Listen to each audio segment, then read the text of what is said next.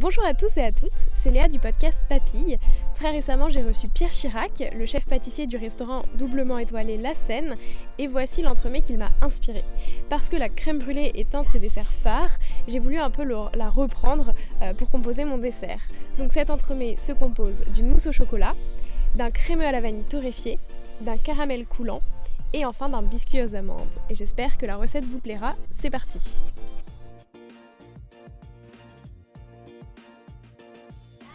Tout d'abord, commençons avec le praliné. Donc pour cela, on fait torréfier 150 g d'amandes pendant 10 à 15 minutes à 150 degrés dans un four préchauffé. On les met ensuite à refroidir sur une plaque. Dans une casserole, on fait chauffer 100 g de sucre à sec, c'est-à-dire sans eau. Et quand les bords du sucre commencent à caraméliser, on remue progressivement du centre vers l'extérieur jusqu'à ce qu'ils soient entièrement fondus.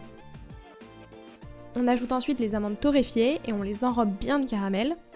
Et on verse le tout sur une plaque pour les laisser refroidir. Une fois que les amandes caramélisées sont froides, on les concasse grossièrement et on les place dans le bol de son mixeur et on mixe jusqu'à obtenir une pâte lisse. Et une fois que c'est prêt, on réserve son praliné. Ensuite, on prépare le crémeux à la vanille. Pour cela, on fait bouillir 200 g de crème liquide avec 5 g de poudre de vanille torréfiée. On retire du feu et on laisse infuser pendant 30 minutes. C'est à ce moment-là que la crème va prendre toutes ses saveurs. Pendant ce temps-là, on commence son caramel mou. On fait chauffer 100 g de sucre à sec dans une casserole. Une fois qu'il est bien fondu, on ajoute le beurre. En parallèle, on commence à faire chauffer 200 g de crème liquide parce que c'est bien important qu'elle soit chaude avant de l'incorporer.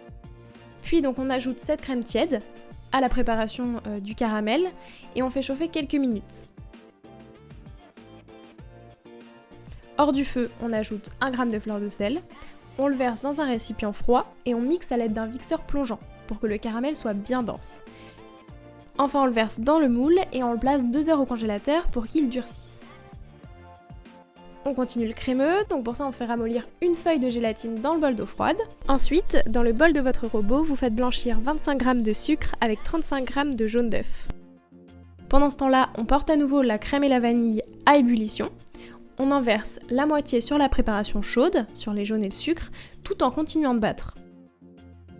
On reverse le tout dans la casserole et on fait cuire comme une crème anglaise, c'est-à-dire en cuissant à la nappe. Quand la préparation a épaissi, on la retire du feu, on chinoise, et on ajoute la gélatine, et pareil, on la verse dans son moule et on place 2 heures au congélateur. Ensuite, on prépare le biscuit moelleux aux amandes. Donc dans un saladier, on mélange 75 g de poudre d'amande, 5 g de farine et 75 g de sucre glace.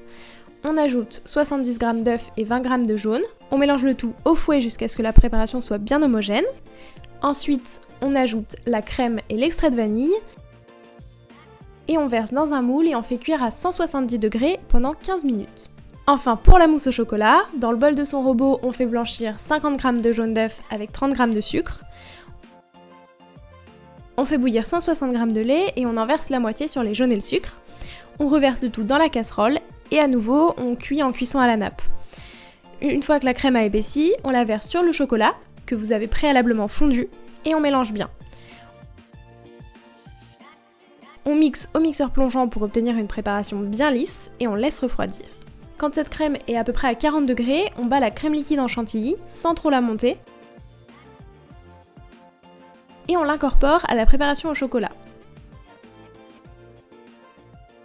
Et maintenant on peut passer au montage. Pour commencer, on étale du praliné sur le biscuit moelleux aux amandes qu'on a bien découpé aux dimensions de son moule. Ensuite, on verse de la mousse au chocolat dans tout le fond de son moule.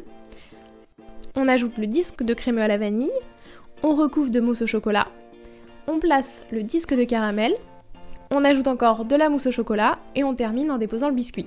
On place le tout 5 heures minimum au congélateur ou toute la nuit si c'est possible. Le lendemain, vous pouvez passer au glaçage. On hydrate 5 g de gélatine en poudre dans 35 g d'eau. Dans une casserole, on porte 35 g d'eau, 75 g de sucre et 75 g de glucose à 105 degrés.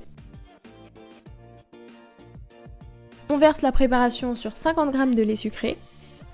On ajoute la gélatine et on verse le tout sur le chocolat noir coupé en morceaux. On mixe à chaud avec un mixeur plongeant en faisant bien attention à ne pas incorporer d'air à la préparation. C'est le secret d'un glaçage qui sera bien miroir. Quand le glaçage est redescendu à 35 degrés, vous pouvez démouler votre entremets et le glacer. Vous le décorez comme vous en avez envie. Et ensuite, c'est prêt, vous pouvez déguster.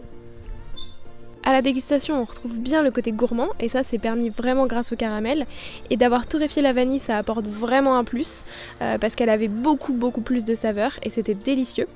Maintenant, si je devais le refaire, peut-être que je mettrais une couche de caramel un peu plus fine, justement pour qu'on puisse encore mieux sentir ce crémeux. Si vous voulez en savoir plus et écouter les conseils des plus grands chefs pâtissiers, vous pouvez tout retrouver dans mon podcast Papille. C'est un podcast qui est 100% dédié à la pâtisserie, où j'interroge les plus grands pâtissiers pour comprendre toute leur approche créative. Pour les découvrir, abonnez-vous à ma chaîne YouTube ou rendez-vous sur toutes les plateformes d'écoute. Et moi je vous dis à bientôt pour une prochaine vidéo.